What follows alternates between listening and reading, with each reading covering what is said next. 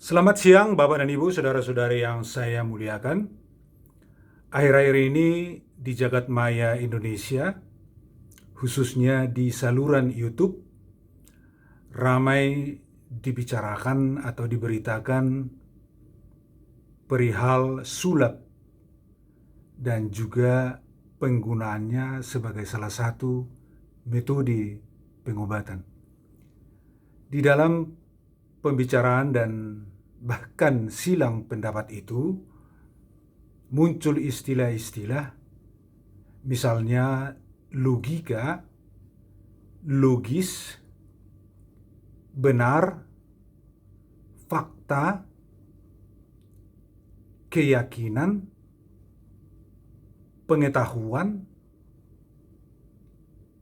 atau ilmiah. Yang menarik adalah dalam pembicaraan itu terkesan bahwa mereka tidak bisa membedakan istilah-istilah yang lain, atau bahkan ada istilah-istilah itu yang disamaartikan. Bapak dan Ibu, saudara-saudara yang saya kasihi, logika itu terkait dengan kesesuaian antara simpulan dan argumen yang disusun yang mendasari simpulan itu. Ada kalanya argumen itu satu atau dua bentuk, sehingga ada argumen yang disebut sebagai premis mayor dan ada yang disebut sebagai premis minor. Kalau dari kedua premis itu ditarik sebuah kesimpulan, maka itu disebut sebagai cara mengambil kesimpulan logis. Benar atau kebenaran itu kesesuaian antara klaim dengan fakta. Sementara itu, fakta adalah harapan yang mewujud. Sebagai ilustrasi Bapak dan Ibu, saudara-saudara, marilah kita simak contoh berikut. Seorang petani ketika mengolah sawahnya, menanam padinya, tentu saja dia berharap itu akan menghasilkan padi ketika waktunya nanti tiba. Bahkan dia berharap hasilnya itu bisa melimpah atau paling tidak lebih banyak dari hasil-hasil sebelumnya. Kalau misalnya dia pada waktu musim tanam sebelumnya mengupayakan mengolah sawahnya dengan baik, memupuknya dengan baik, maka dia berharap bahwa panennya akan baik.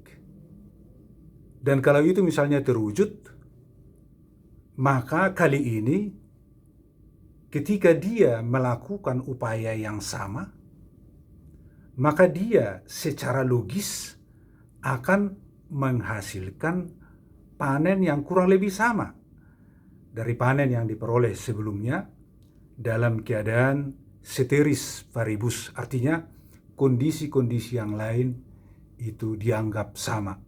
Dan kalau dia melakukan upaya yang lebih baik daripada upaya-upaya yang dilakukan pada periode tanam dan panen sebelumnya, maka secara logis dia akan mendapatkan hasil yang lebih baik daripada hasil yang sebelumnya. Itulah yang disebut dengan keadaan yang logis.